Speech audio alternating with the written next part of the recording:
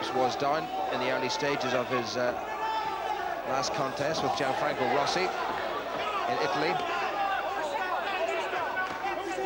in May, and lost it comprehensively on points, and then was reinstated when Rossi was tested positive for amphetamines.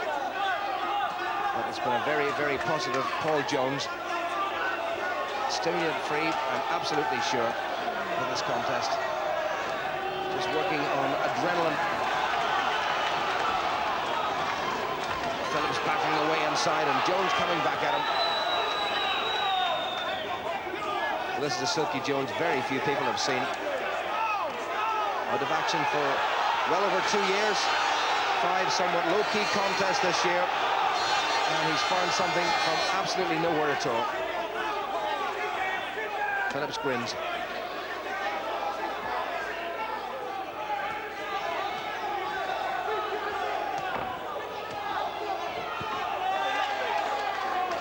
Well, if there was nothing between them at the start of this round, I think this round has gone the way of Paul Jones. Yeah, Paul Silky Jones has boxed well. He's really gone out and he's mixing, he's taking it to him. Phillips has been doing a lot of good work, but it's all been landing on the gloves of Silky Jones, and then Jones has been coming back with his own stuff. A few seconds to go, and then 3 more minutes, and Freddie King straight into the ring, and it'll be words of encouragement from him to his protege, Paul Silky Jones. Well, he does look remarkably fresh. It was a very, very good round for Jones. He dominated it right from the start.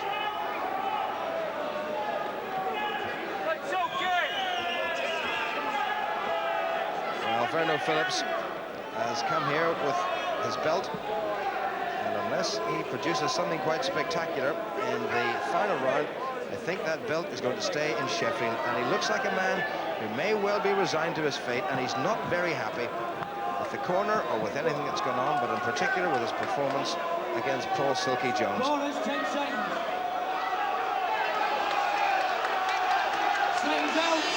The WBO light middleweight championship of the world at stake. Graciously they touch hands, but for the best part of 3 minutes there'll be nothing gracious at all about it. Jones got careless in the first round and found himself down. He came back to regain his composure, and I've a feeling regain the upper hand. And if he keeps it like that, he'll be the champion of the world. But Phillips is not going to throw away this belt and leave it behind here in Sheffield, unless he can possibly help it.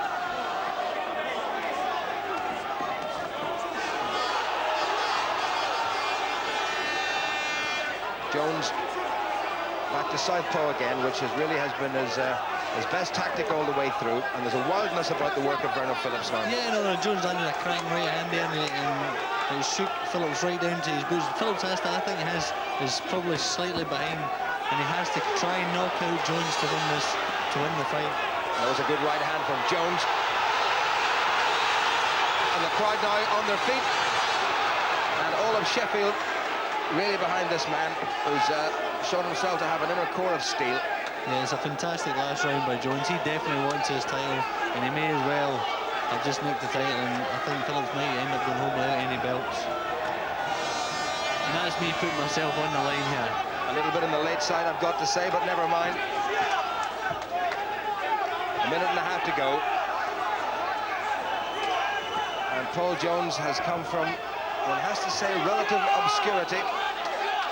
And he's waving to somebody in the crowd. Well, that's bravado indeed, and let's hope it's not misplaced for his own sake, because he's boxed quite magnificently against a very, very good champion who's been in with some solid performers.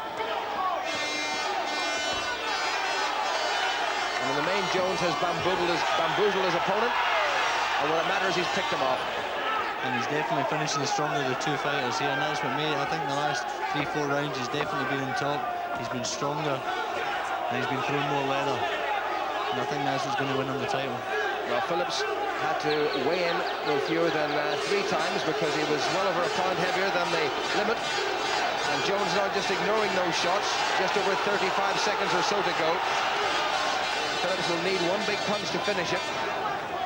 Anxious looks on the faces of the Jones corner men, Freddie King in particular. About 20 seconds to go, and Sheffield may well have another world champion. Down to 3 judges, remember, 2 from Puerto Rico and 1 from Britain, Roy Francis. And Paul Silky Jones back to the southpaw stance that served him so well, and he looks very strong.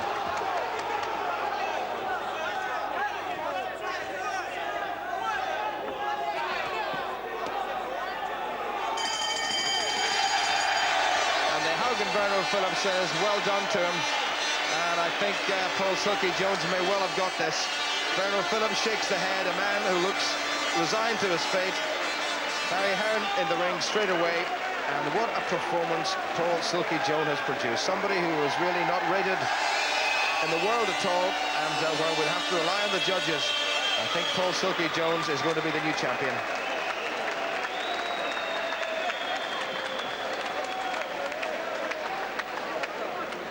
Not too much in the way of emotion on that face of Verno Phillips, but in his heart of hearts, I think it's bye-bye belt. Ladies and gentlemen, we have a split decision. Judge Nelson Vasquez scores the contest 113 points to both boxers. Judge Cesar Ramos scores the contest 113 to 114. Judge Roy Francis scores the contest 111 points to 116. Ladies and gentlemen, the winner and the new WBO. Oh, a split decision, and for the first time, the face of the 29-year-old last Sunday, Paul Silky Jones, gives way to tears of genuine emotion mixed with tears of delight. What a moment for him, what a moment for Sheffield. 3 years ago he was knocked out by Paul Wesley in 2 rounds. He said bye-bye boxing, and now it's hello world title and hello fame. And ladies and gentlemen, your appreciation please for the WBO light middleweight championship of the world, and the WBO light middleweight champion. 3 years ago you gave it up. You were stopped in 2 rounds. Yeah. Glad you changed your mind? Well, Freddie King had a lot to do with that. There was a little phone call to come down and spar. I didn't fancy it really, but I needed the money. Flat broke, and I went down. He said, I want you to fight again. I didn't really want to fight again. He got me a fight, and then, you know, after 2 years out of the ring, 10 months, I'm world champion. A dream come true? A dream come true. But, you know, I couldn't have done it without my manager, Barry Hearns, my other trainer, Alice Gower, my running conditioner. Oh, amazing, Sandy Ridgway. Oh, thank you, everyone. Sheffield support me. Thank you, Sheffield, for supporting me. It was the first time I've had a major fight in Sheffield, and they all got behind me. Beautiful town. We're putting the steel back into Sheffield. A lot of hearts were in mouths when you were down in the seat of your pants in the first round. What happened then? He caught me. I got a bit of respect for him after that, and I boasted my capabilities. He broke my eardrum, I believe, my left ear around about the 5th round. But, you know, I said to myself before the fight, if I go down, I'm getting back up. And you did? I did. He certainly did. Well, Richie Woodall, our European middleweight champion, that's 1 weight up, is with us. That was a turn-up, really, wasn't he? He wasn't expected to win that. It's a terrific win. Very much so, yeah, I would say. Yeah. We all knew that he could box really well, but at that level, it was questionable, and he really pulled it out of the bag tonight. Boxed brilliant. And when a fighter goes down in the first round like that, it's a terrible shock, isn't it? I mean, to come back and box so well after that. It is. I think it did him a favour, really.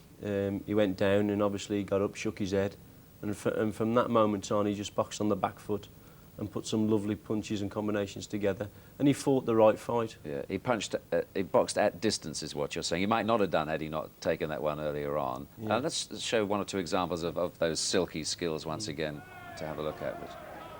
Well, here we are. He's just keeping on the outside, which I thought was his best part of his performance tonight. He wasn't getting involved at all. Keeping it nice and long, boxing on the retreat, and scoring. And Phillips just didn't have an answer for it. I mean, he's, you know, picking away. He's picking the points up, and he's frustrating Phillips here. Another example of it here.